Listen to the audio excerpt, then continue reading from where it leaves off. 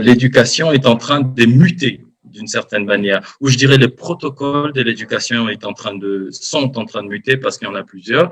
Et qu'en est-il du Congo face à cette mutation? Est-ce qu'elle suit? Est-ce que cette mutation est importante? Est-ce que cette mutation ne va pas affecter négativement ou peut-être même positivement le développement du Congo ou même sa population? Nous allons en discuter avec des personnes très éminentes.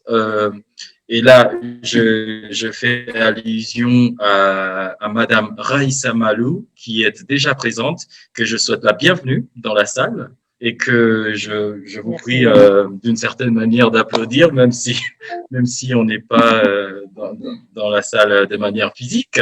Alors, je vais quand même faire très brièvement une petite présentation de nos deux intervenants, parce que là, je commence par Madame Raïssa Malou, qui est physicienne de formation et vous êtes aussi consultante internationale en éducation. Donc, et vous dirigez le projet PEC-PESU. C'est un peu bizarre. Donc, je pense que vous allez pouvoir nous expliquer un peu ce que c'est, parce que je crois que nous, au Congo, on aime bien quand même des acronymes un peu bizarres. Donc, voilà, c'est pour le ministère. C'est un projet qui est dans... C'est un projet du ministère de l'enseignement primaire, secondaire et technique. Et vous êtes aussi la directrice de l'ASBL Invest in People, qui organise évidemment la semaine de la science dans les technologies, et vous en êtes à votre 7e édition. Dis donc, il y a un parcours à nous raconter entre-temps. Hein. Oui. Alors, mais notre deuxième intervenant, alors, ce sera Farel Miyimbi. Alors, Farel Miyimbi, lui, est un expert en cybersécurité. Oula, ça va être chaud, ça. Et il est même fondateur du First Tech Cyber Security. Donc, c'est une start-up congolaise qui a pour mission de protéger la vie numérique et de résoudre des défis de la sécurité en RD Congo avec une expertise mondiale dans la sécurité, enfin, dans la sécurisation de la protection des organisations de classe mondiale contre les mauvais acteurs. Et donc, Farel, vous détenez un master en Business Administration, donc un MBA, c'est ça, non? Et en Computer Science. Et donc, je crois que voilà, au fur de notre débat, on va peut-être mieux expliquer certaines expressions pour que la plupart de nos auditeurs, justement ici dans la salle, comprennent réellement ce que ça signifie et c'est quoi vraiment l'enjeu dans notre sujet de départ, qui est évidemment les innovations pour une éducation du futur. Alors, pour commencer et pour rattraper un petit temps, je voudrais quand même vous poser une question à laquelle vous allez pouvoir répondre 2 minutes chacun. Alors, Raïssa, Farel, mais on va commencer par Raïssa, bien entendu. Comment vous voyez l'éducation du futur? Comment est-ce que vous l'appréhendez?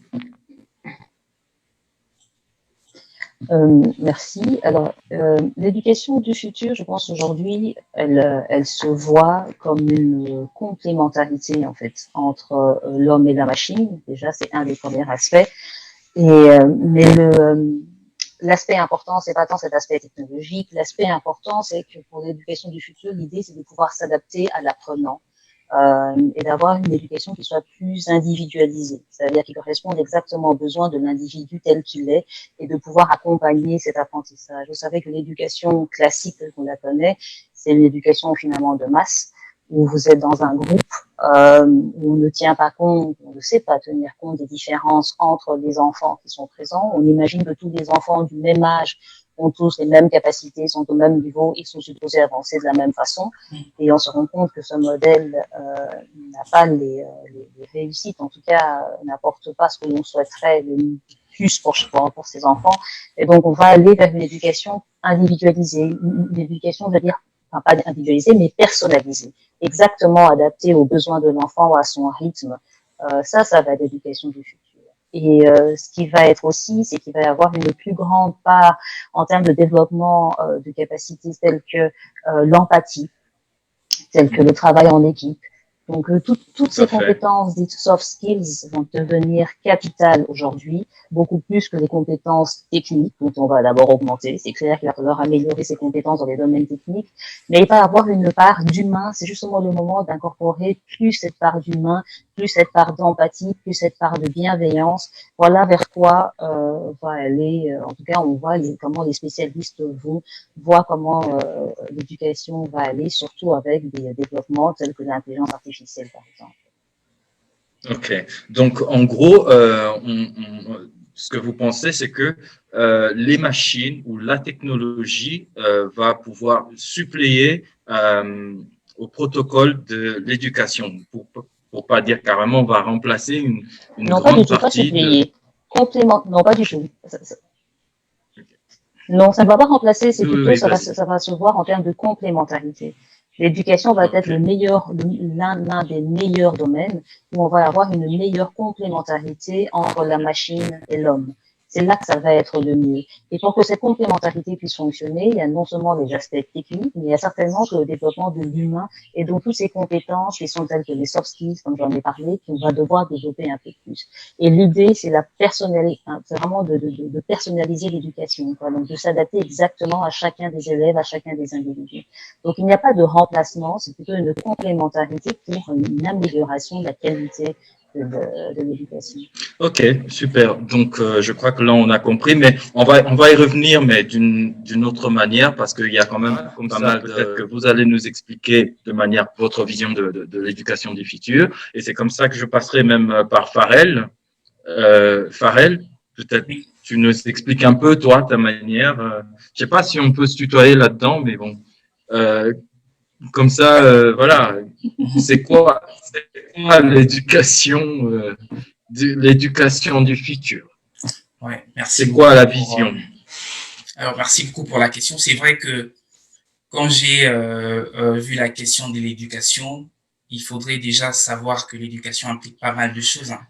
Ça Ouais. implique un système, ça implique les acteurs, même les enseignements qui sont donnés. Et donc, aujourd'hui, c'est vrai, la conférence va s'orienter vers les outils qui peuvent améliorer cette éducation. Mais déjà, quand on se pose la question sur la manière dont nous définissons l'éducation aujourd'hui et la manière dont elle s'est définissée il y a dans le passé, on voit quand même qu'elle a beaucoup évolué. Et pour moi, regarder le passé est très important parce que les futurs va peut-être c'est basé beaucoup sur les erreurs que nous avons commises dans le passé et pouvoir la fignoler pour qu'elle implique tout le monde. Quand je parle des erreurs, excuse-moi de ne pas donner la définition directement parce que en fait, je crois que les futurs nous regardent en nous disant voici les erreurs que vous êtes en train de commettre dans le présent. Aujourd'hui, beaucoup d'élèves n'ont pas accès à l'éducation. Et l'éducation même qu'on donne aux gens leur pousse à plus consommer qu'à produire, leur pousse à plus s'orienter sur des questions qui ne traitent vraiment pas des sujets réels de leur vie. Pour moi, je vois dans ce contexte-là, l'éducation du futur doit être plus universelle, que le pays comme la RDC doit avoir des outils pour apprendre et que ces outils doivent être accessibles, pas seulement à une frange de la population, mais à tout le monde. C'est-à-dire que vous soyez au fin fond d'un village ou bien à Kinshasa, que vous ayez accès aux outils pour apprendre. Et surtout, il ne faut pas que l'éducation du futur définisse ce que l'étudiant doit apprendre. Le problème dans nos écoles aujourd'hui, c'est que l'élève, on dit à l'élève ce qui est bon pour lui. Il y a une forme de sélection pour ce qu'il doit apprendre.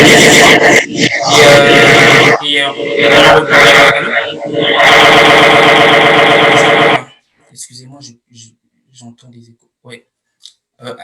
Alors, on en reparlera parce que si on questionne les institutions qui entrent dans ce process, dans ces processus d'éducation, que ce soit les écoles, hein. Aujourd'hui, les écoles, c'est la première institution, ce sont les premières institutions qui, au fait, transmettent l'éducation. Il faudrait que dans ce débat, nous puissions questionner leur place dans la société pour que le futur soit profitable à tous, ce qui n'est pas aujourd'hui. Et en plus, je vois aussi un mécanisme de contrôle d'attendance. C'est que l'éducation du futur, pour moi, c'est une éducation qui n'a pas trop, qui n'utilise pas des outils d'aujourd'hui comme la présence, l'espace-temps, en gros. Et, voilà, si je peux être bref sur. Super. Merci beaucoup, Farel, parce que je comprends un peu comment tu globalises. On va revenir sur certains points les plus importants soulevés tout à l'heure. Mais il y a une question quand même qui me taraude à l'esprit. Il y a une chose, Raïssa, c'est que je pense que tu es la meilleure, la personne la mieux placée pour répondre à ça, vu qu'évidemment, tu es dans le projet de PEC-PSU du ministère. Est-ce que le Congo est vraiment, enfin, c'est obligatoire que nous migrions ici au Congo vers cette éducation dite de futur? Parce que si nous voyons bien jusqu'à présent, bon, on va peut-être pas pointer le Congo tout seul, mais dans l'éducation au niveau global, au niveau mondial, a pu quand même avancer d'une certaine manière pour arriver justement à avoir tous ces systèmes, toutes ces technologies développées, sans pour autant évidemment utiliser cette technologie, enfin des technologies ou je dirais même l'éducation du futur. Est-ce que c'est tellement obligatoire que nous migrions vers cette éducation du futur où nous pouvons continuer toujours avec l'éducation des bases que nous avons, sachant évidemment que le cas du Congo va être discuté tout à l'heure. D'abord, je trouve que ce serait bien de dissocier technologie et éducation. Je veux dire, la technologie est un outil au service, dans ce cas-ci, de l'éducation. On ne veut pas imposer de la technologie parce que tout le monde impose. Je crois qu'il faut se poser la question de la pertinence d'une technologie ou une autre dans l'objectif. Et pour ce qui est de l'éducation, notre objectif, c'est bien de transmettre un certain nombre de savoirs, de pouvoir développer auprès de l'enfant un certain nombre de compétences et des compétences qui doivent lui permettre de jouer un rôle positif dans la communauté. C'est vraiment le sens d'ailleurs de la réforme de l'enseignement des sciences et des mathématiques qui est en cours au sein du ministère d'enseignement primaire et secondaire et technique, où on se dit ce qui compte, c'est pas tant tout le savoir que tu as accumulé, que tu as revenu dans ta tête, mais ce que tu es capable de faire lorsque tu te retrouves dans la vie de tous les jours. Et c'est ça qui compte pour nous, parents, pour les étudiants, c'est ok, mais j'apprends, mais qu'est-ce que je peux faire? C'est pour ça qu'on met l'accent sur le développement de compétences, c'est pour ça qu'on met l'accent sur le développement de savoir-être, de savoir-faire, parce que ce que l'on veut, c'est qu'on soit compétent. Donc ça, c'est vraiment important. Il faut surtout que les gens comprennent, on n'est pas là, la problématique, c'est pas une question de technologie, la problématique, c'est comment peut-on faire mieux le rôle de l'éducation, qui est donc de transmettre cela à nos enfants. Maintenant, il est clair que tel que le monde est en train d'évoluer, on voit qu'il y a une part importante de technologie qui apparaît. Il y a des métiers qui existaient avant, qui existent aujourd'hui, mais qui n'existeront probablement pas demain. On a des nouvelles problématiques. Regardez, on a la pandémie de Covid-19 où tout le monde se dit, mais enfin, comment on n'a pas pu la prévoir? Qu'est-ce que l'on peut faire? Parce qu'on sait que les crises vont continuer au fur et à mesure.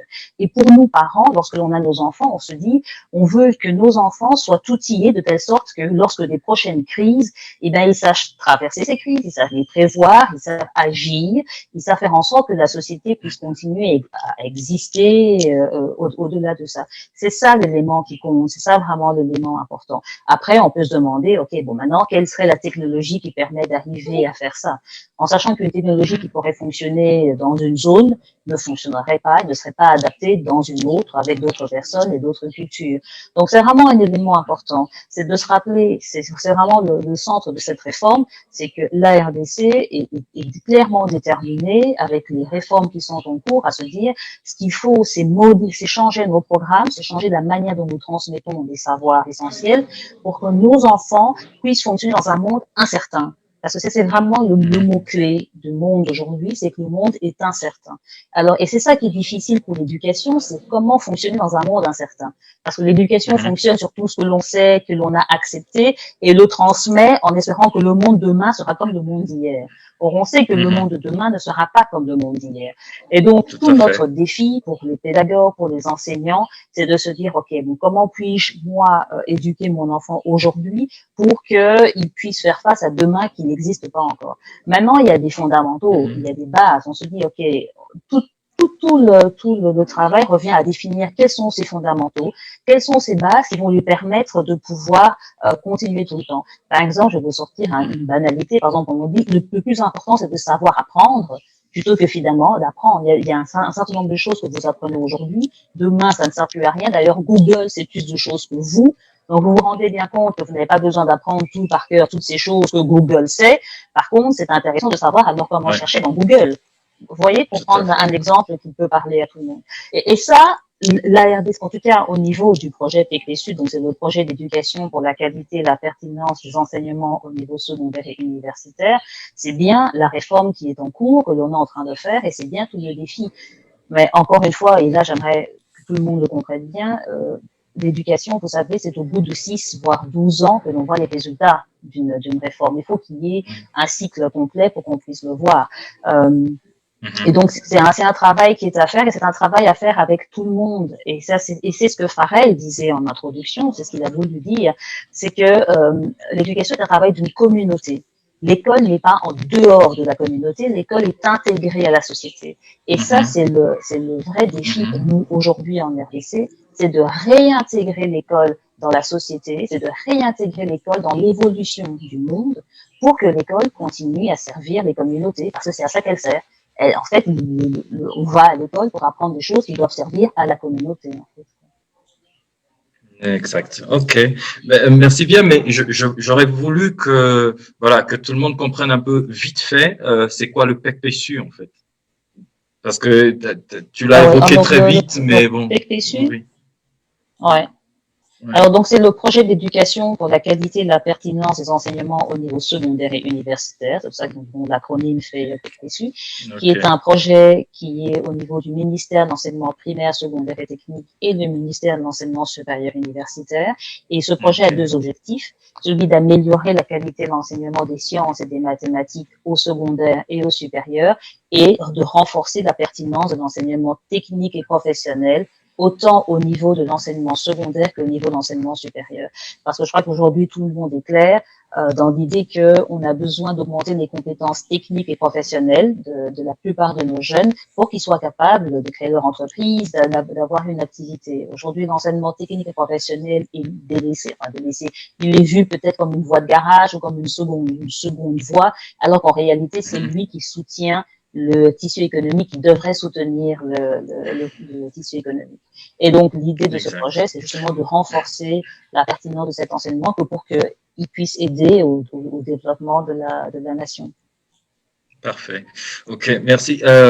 Et Farrell, alors, la question, elle est pour toi. Et donc, est-ce que, d'après toi, tu penses que le Congo a les infrastructures adéquates pour, ou à défaut de les avoir déjà installés, est-ce que voilà, il a des possibilités de pouvoir justement avoir tous les nécessaires pour migrer vers une éducation du futur?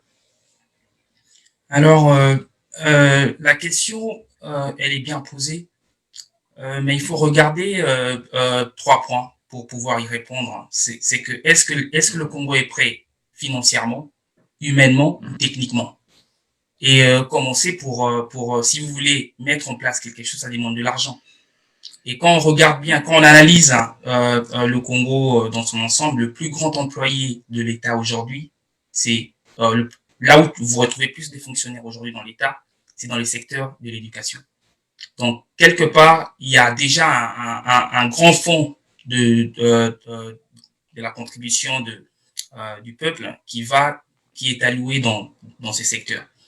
Mais non, le problème, c'est que est-ce que ces fonds est suffisant? Je ne sais pas répondre à cette question.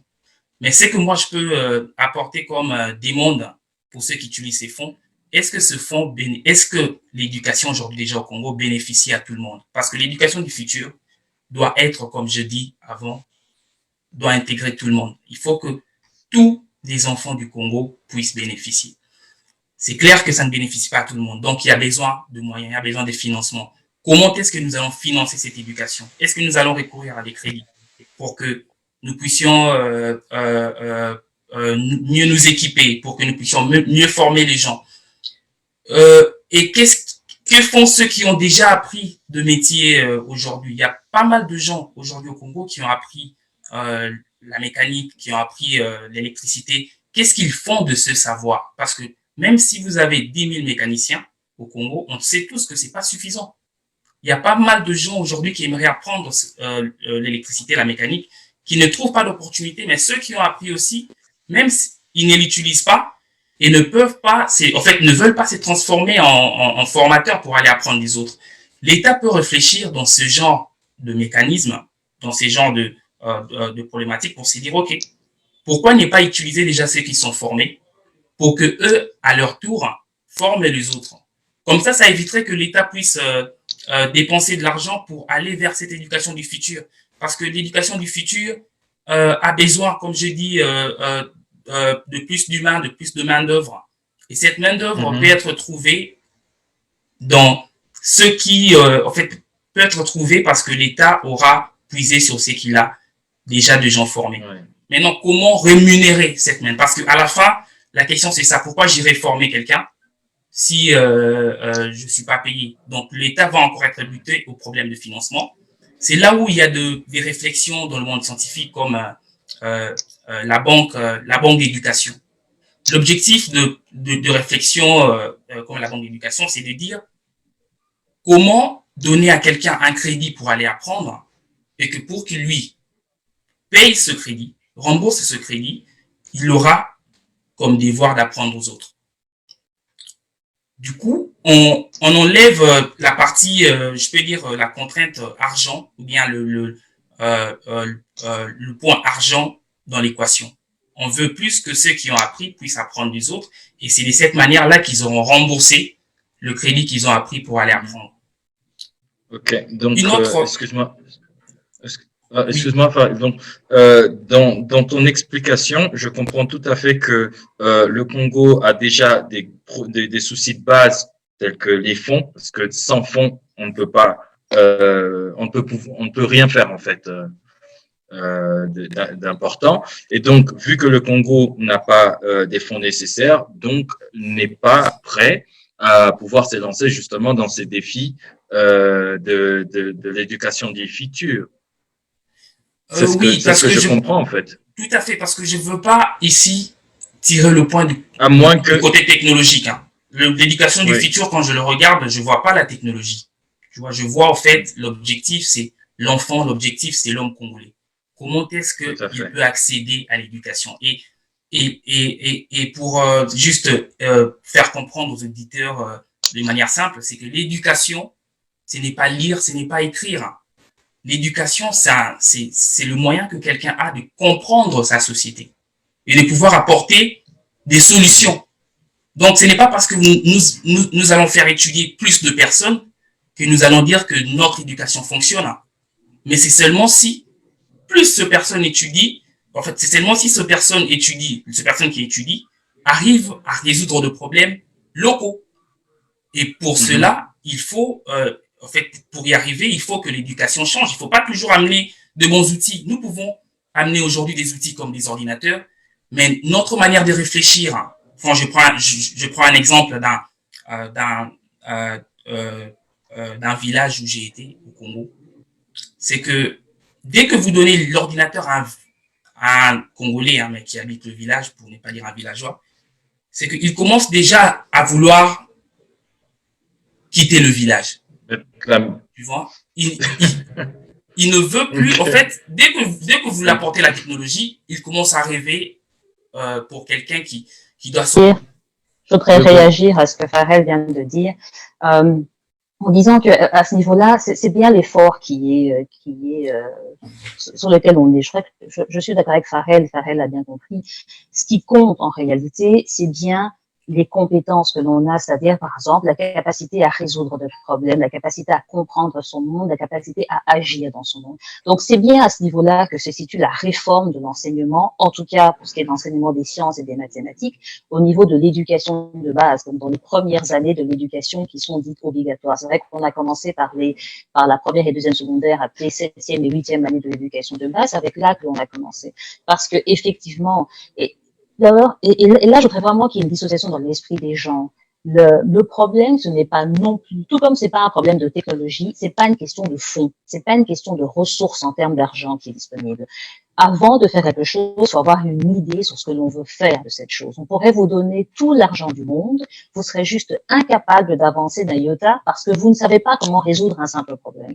Donc ça aussi, il faut dissocier. On a clairement besoin de fonds. Je suis pas en train de dire qu'on n'en a pas besoin. Mais ce qui d'abord, avant tout, c'est de se dire, OK, est-ce que dans mon éducation, j'ai été capable de transmettre aux enfants dont j'ai la charge, justement, cette capacité à résoudre des problèmes, cette capacité à se poser des questions, cette capacité à avoir une valeur ajoutée dans la société et à apporter quelque chose à la société localement et puis globalement. Et ça, c'est le sens de la réforme qui est en cours au niveau du ministère de l'enseignement primaire, secondaire et technique. C'est une réforme qui commence, les réformes sont difficiles, mais c'est bien ce vers quoi nous sommes en train d'aller à ce niveau-là. Mais il faut vraiment il faut pas se Elle a reposer commencé sur quand, simplement cette Raïssa? idée. Ben, on a commencé ça il y a maintenant 4 ans. Je veux dire, mais ça, il faut tout un travail pour commencer une réforme. Hein. Et c'est justement le travail du PPSU, donc qui va s'arrêter au 31 décembre 2021, mais c'est de pouvoir justement outiller le ministère en personnes qui sont formées pour piloter ce type de réforme, en apportant de nouveaux programmes avec une nouvelle pédagogie qui met l'accent sur l'action de l'enfant. L'enfant doit être capable d'utiliser son savoir dans des situations qui font sens pour lui, dans la vie de tous les jours. Et donc, c'est vraiment le sens de la réforme. Et cette réforme, pour qu'elle marche, pour qu'elle réussisse, elle a besoin d'être soutenue, mais par tout le monde, c'est-à-dire par les parents, par les enseignants, par les communautés, etc., pour que systématiquement, les enfants aillent vers cette logique-là. Nous devons développer cette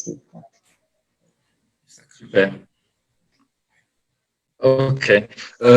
Justement, par rapport au fait qu'évidemment, il faut, tel que tu viens de le décrire, ce n'est pas une question des fonds, mais tout au départ, c'est une question de savoir vraiment ce qu'on veut. Et en même temps, Farrell a évoqué tout au départ la fonction publique compte le plus justement des fonctionnaires dans l'éducation que autres secteurs. Alors, est-ce que vous ne pensez pas que cette éducation du futur, avec tous ces que cela sur des milliers d'emplois au Congo, et parce qu'évidemment, déjà au niveau mondial, on sait que la technologie a toujours pour essayer de bouger quelques pièces de puzzle et il faut encore du temps pour essayer de le remettre placé. C'est pour ça. Et Farrell pourrait compléter sur cette question aussi, mais les spécialistes, en fait, l'avantage, et ça que tout le monde, je ne vais pas dire dormir sur ses oreilles, mais être au moins plus rassuré, c'est que l'éducation restera le domaine où on aura toujours besoin autant de l'homme et des emplois. Les emplois pourraient changer, la manière dont on va enseigner va changer. Par exemple, ici, dans le cadre du Pardon? Je dis, il est clair, prenons par exemple ici le cas du coronavirus. C'est vrai qu'on aura peut-être besoin. Je pense que l'administration, c'est clair que, par exemple, on a un certain nombre de personnes qui devraient peut-être, par exemple, être à la retraite, qui n'y sont pas. Donc, il va y avoir, mais ça, c'est indépendamment de la technologie. Ce qui est sûr, c'est que dans le cas de l'éducation, on aura toujours besoin des hommes, pas forcément moins, mais différemment. Ça veut dire que maintenant, la technologie devient vraiment complémentaire, très concret pour que vous me compreniez. Dans le cas du PPSU, on a mis en place un nouveau logiciel qui s'appelle Matwiz. On est en train de tester dans 20 écoles secondaires dans 6 provinces du pays. Il s'agit en fait d'un système d'intelligence artificielle qui nous permet de suivre l'évolution des enfants pour le cours de mathématiques. Donc, l'idée, c'est de voir, ok, est-ce que les nouveaux programmes de maths sont bien et bien appliqués par les enfants, et est-ce que les enfants ont effectivement le niveau nécessaire pour être dans cette classe-là, à ce niveau-là, à ce moment-là. Donc, ce logiciel Math8, donc par exemple, si on a 5 heures de maths, il y a 4 heures de mathématiques qui se font toujours normalement pour l'enseignant dans sa classe, et il y a 1 heure où les enfants seront face à la machine, et la machine va pouvoir évaluer leur niveau et leur proposer soit de revenir un peu en arrière parce qu'on estime qu'ils n'ont pas atteint le niveau qu'il faut pour là où ils sont, ou de les faire aller plus vite si on estime qu'ils ont maîtrisé le niveau de base. Et donc, vous voyez là, on va avoir au niveau du ministère un bon outil qui va vous permettre d'évaluer le niveau des enfants pour ce qui est de mathématiques, avoir un outil en temps réel qui va nous permettre de savoir, OK, dans telle région, pour telle école, ben, finalement, tout va bien. Les élèves semblent en tout cas avancer normalement. Par contre, on sait que dans telle province, à tel endroit, ça ne va pas. Alors, et ça, c'est bien dans un contexte de ressources limitées. Si on n'a pas suffisamment de ressources, grâce à un tel logiciel, grâce à un tel dispositif, on peut identifier les zones où là, il y a vraiment une difficulté et ça vaut la peine de justement orienter les ressources vers cette zone-là, tout en évidemment en n'abandonnant pas ceux qui marchent, mais on sait que là où ça marche, ben ça marche. On leur apporte l'appui minimum pour qu'ils continuent à faire bien, voire mieux, quoi. Donc, l'éducation reste le domaine où la technologie est absolument complémentaire. Occidentalisé. Et pourtant, l'éducation que tu veux lui donner doit le pousser à plus développer son secteur, à se dire comment est-ce que je vais utiliser l'ordinateur pour trouver des solutions aux problèmes locaux. Mais non. Et donc là, pour moi, je pense que faire étudier tout ce monde qui réfléchissent comme ça n'aura pas servi les buts de l'éducation elle-même. La technologie est absolument complémentaire. Le défi quand même que ça va être pour les enseignants, c'est d'apprendre à travailler avec elle. Et on sait que ça, c'est pas toujours facile d'intégrer une nouvelle technologie ou une nouvelle manière de faire dans le domaine de l'éducation. Donc là, ça va être la zone de friction. Il va falloir avoir un certain nombre d'efforts à faire. Mais là, on a toujours besoin d'un enseignant qui permet d'être complémentaire avec la technologie pour que parce que celle-là, je l'avais écrit parce que évidemment, moi personnellement, c'est une question qui vient droit de mon cœur là. Alors, d'après une grande partie des penseurs congolais, honnêtement, alors le PAC, je dirais le contenu même des contenus éducatifs congolais accuserait énormément de déficits et d'incohérence. D'ailleurs, comme exemple, vous avez genre l'histoire de c'est lui qui a découvert l'embouchure du fleuve Congo, reste encore Diego Cao jusqu'à nos jours dans les livres dans nos manuels scolaires. Vous avez l'os d'Ishango, justement, nous sommes dans Ishango, et d'ailleurs, coup de chapeau à l'équipe organisatrice. Donc, l'os d'Ishango qui reste la première tablette mathématique qui, de par elle, aujourd'hui, nous avons tout ce que nous avons comme développement, mais qui n'est du tout pas enseigné dans nos écoles. Pourtant, c'est depuis 1950 que cet os a déjà été découvert au Congo, à Ishango, ici même dans le Nord Kivu. Mais tout ce contenu-là n'est pas enseigné. Tout ce qui est victoire, je sais pas, noir, pharaon, blablabla, et tout ce que vous voulez, la région même congolaise ou la région africaine n'est pas assez enseignée. Alors, est-ce que vous pensez, Farel personnellement, est-ce que tu penses que ce contenu-là, le contenu actuel pourra être, c'est celui qui va être déporté carrément dans l'éducation du futur, si évidemment nous y allons, et ou encore grâce à cette éducation du futur, nous allons pouvoir, ou nos enfants vont pouvoir bénéficier justement des nouvelles donnes, justement des informations vraies et importantes pour le développement du pays. Est-ce que c'est envisageable ou est-ce que c'est déjà envisagé? Okay. En fait, est-ce que déjà tu es d'accord avec les penseurs? Oui, je pense que je suis d'accord avec les penseurs parce que l'éducation doit pouvoir s'adapter au contexte de chaque pays pour pouvoir parce que l'objectif ici c'est que la culture joue beaucoup dans l'éducation et il faudrait pas éduquer les gens pour ensuite le rendre je peux dire étrangers à leur propre culture. Et c'est ça l'erreur que nous avons commise à l'époque. Et je crois que c'est les penseurs, quand ils disent ça, c'est à ça qu'ils pensent. C'est que aujourd'hui, il faut que l'éducation puisse amener les gens à pouvoir être utiles dans leur culture. Et qu'est-ce que leur culture leur dit? Leur culture leur dit c'est qu'ils ont besoin et comment faire pour, en fait, quelle solution apporter pour l'améliorer. Maintenant, ceci nous fait encore revenir à une question d'éducation et aux institutions que nous avons. L'école,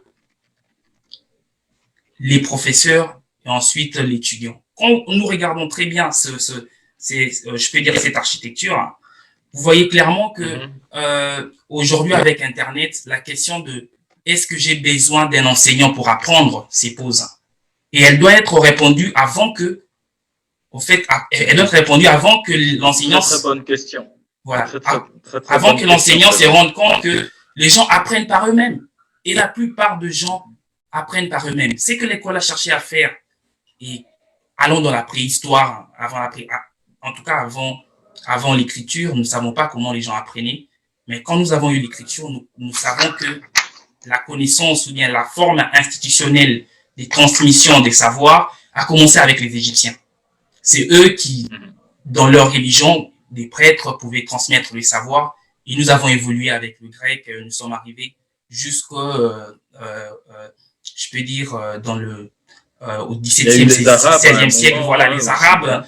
Franchement, la religion a joué un grand rôle dans je peux dire, dans l'éducation, voilà, dans l'éducation, dans la formation, des étudiants. Et même, pour beaucoup qui sont au Congo, ils savent que c'est les jésuites qui ont étudié ou bien formé plus d'élites. Hein.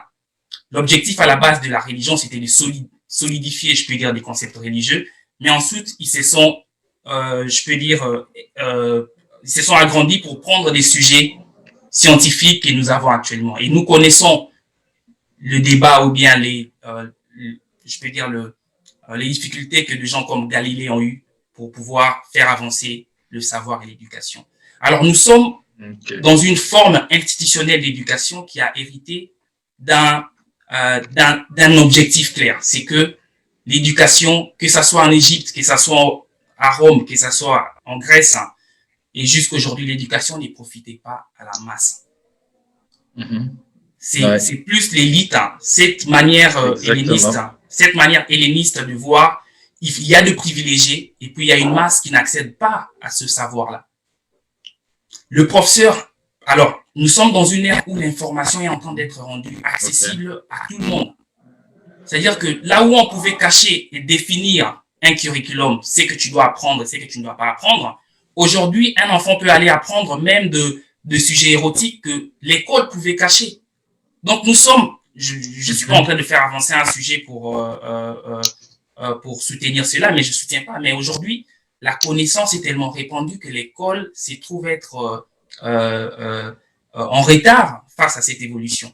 Elle n'a plus le contrôle je peux dire, du savoir. Un enfant peut bien arriver à l'école en sachant tout. Du coup, est-ce que cette forme d'apprentissage doit perdurer et continuer?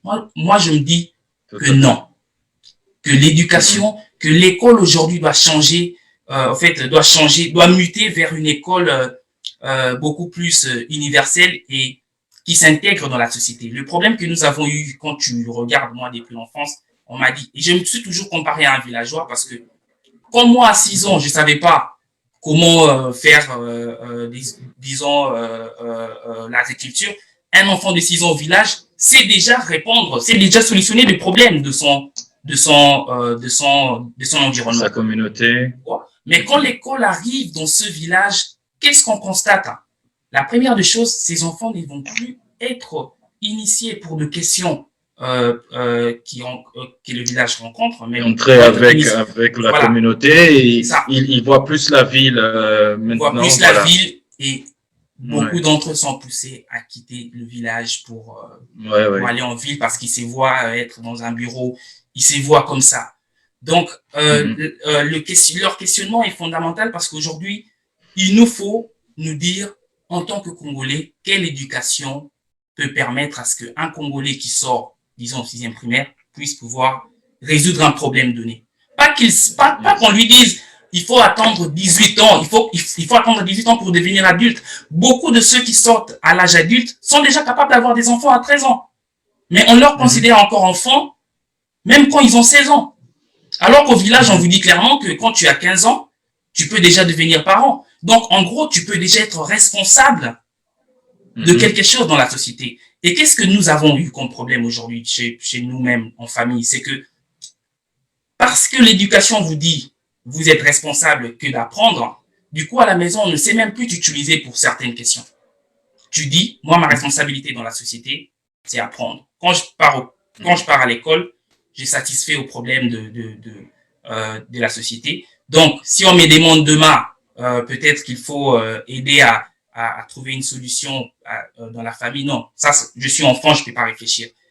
Pourtant, avant que ces modèles d'école que nous avons, qui datent de 200 ou 300 ans, avant que nous ayons ça, les enfants étaient des adultes.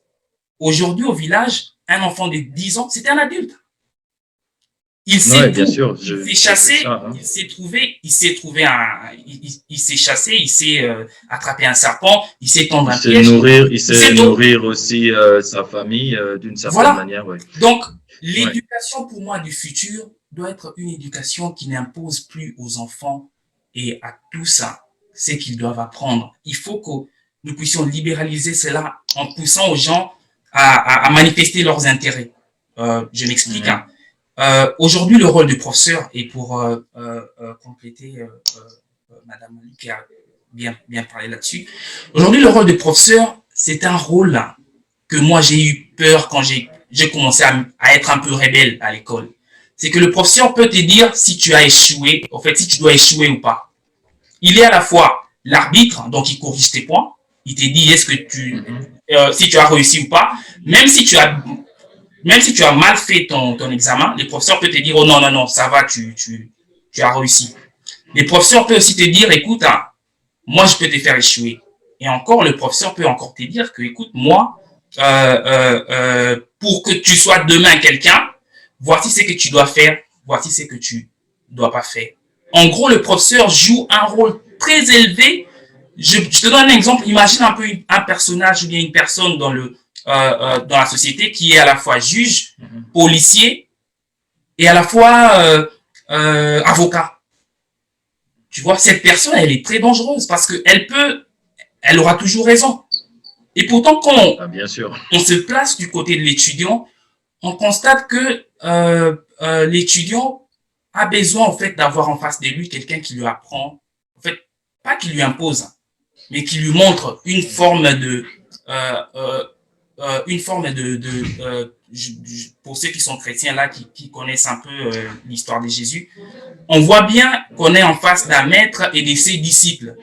L'étudiant ou bien l'élève a besoin d'être vu comme un disciple, où c'est pas lui c'est pas à lui qu'on pose des questions, mais c'est lui qui pose des questions pour apprendre. Et il faudrait pas qu'on lui dise non, écoute, cette réponse, il faut pas la donner. Non. Il faut que le professeur soit assez ouvert pour se dire, en tout cas dans l'éducation du futur, il faut que le professeur soit assez ouvert pour dire, écoute, cette question mérite d'être exploitée. C'est comme ça que moi je me dis. Excuse-moi, Farel. Très bien. Donc, de manière globale, c'est que tu suggères le contenu éducatif doit tenir compte de l'environnement de chaque région et surtout de la culture. Bien sûr. En fait, le contenu éducatif, les curriculums, en gros, les curriculums, parce que c'est ça qui forme le contenu éducatif, les curriculums doivent avoir une approche, doit s'adapter au contexte de l'étudiant. Tout à fait. Oui. Justement, c'est celle-là qui me permet, en fait, qui m'envoie poser la question à Raïssa qui est là. C'est que ça fait plus de 60 ans que nous avons, enfin, notre système, la manière dont nous transcendons les connaissances reste quasi inchangée. Et vous avez les résultats au Congo. On n'évolue pas du tout, hein, bien au contraire. Je ne pense pas qu'il y ait quelqu'un qui va me dire le contraire. Et donc, qu'est-ce qui se passe en fait à ce niveau-là? Et est-ce que l'éducation du futur pourra finalement pallier à ce problème et permettre au Congo de se développer? Ou voilà, sinon ça va toujours être un cercle vicieux, on n'avancera pas.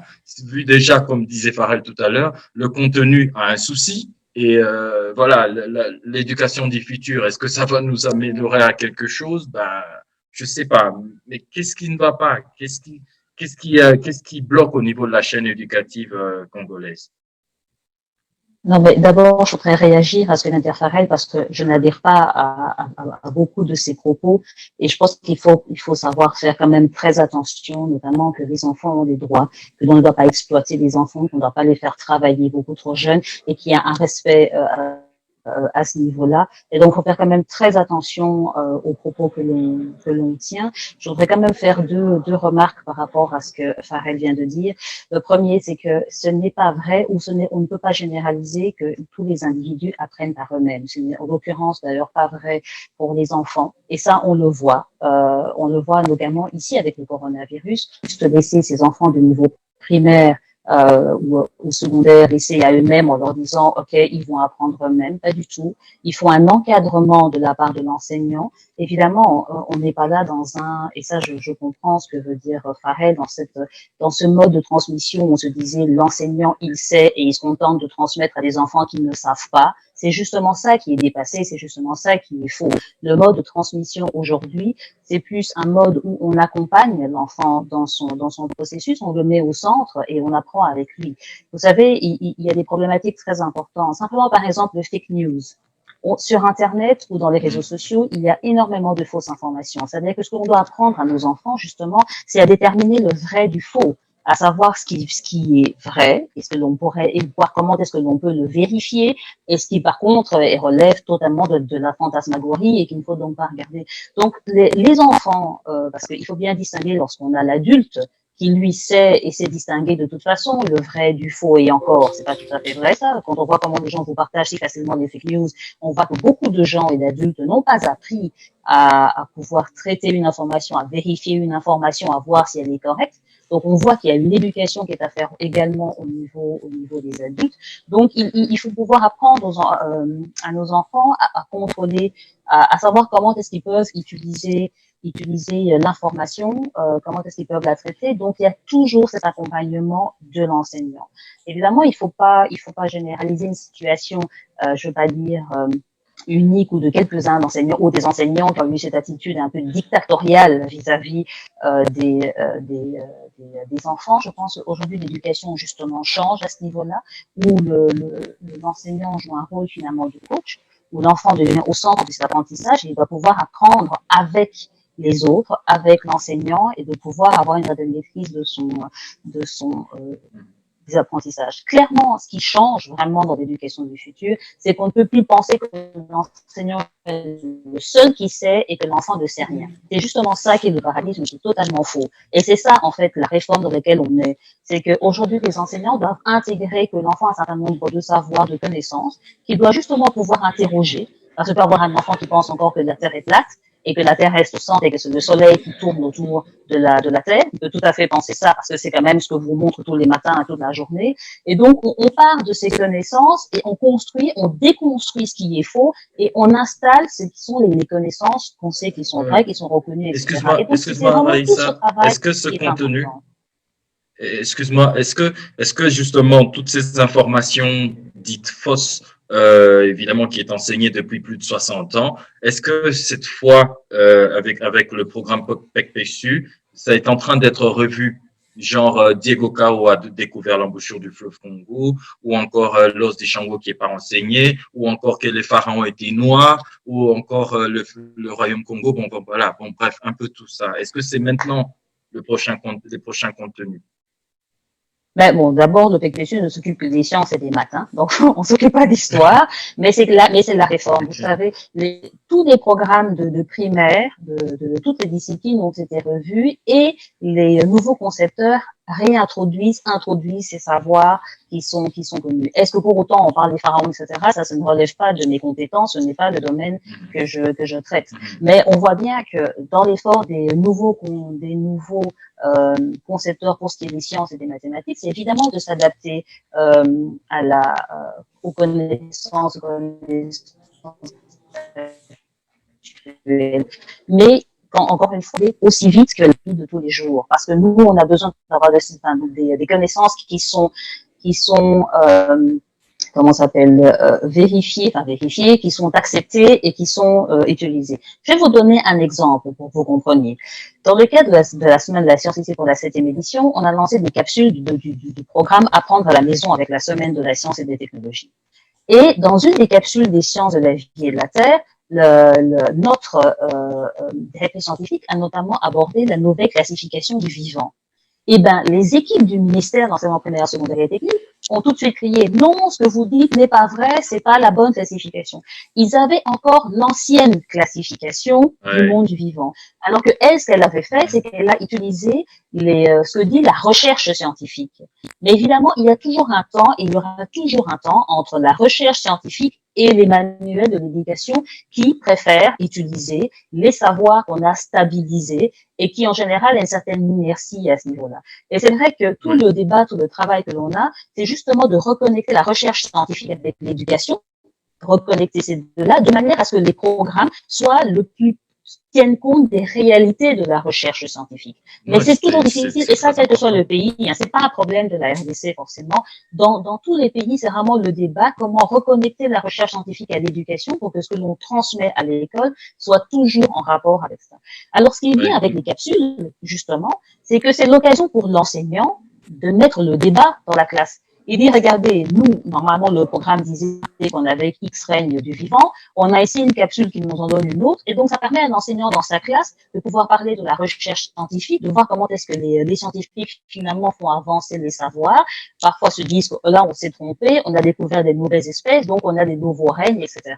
Et c'est ça qui est intéressant, c'est que la démarche scientifique, en fait, doit être utilisée également dans l'éducation. Et ça, c'est vraiment le plus. C'est ce qui permet de faire évoluer le système éducatif. Et c'est ce sur le point que nous travaillons pour arriver à réintégrer cette même dynamique de la recherche scientifique pour l'enseignement, en tout cas des sciences et des mathématiques. Oui, Yann, je peux. Super. Merci pour vos interventions à tous les deux. Parce que là, nous allons la salle qui a des questions.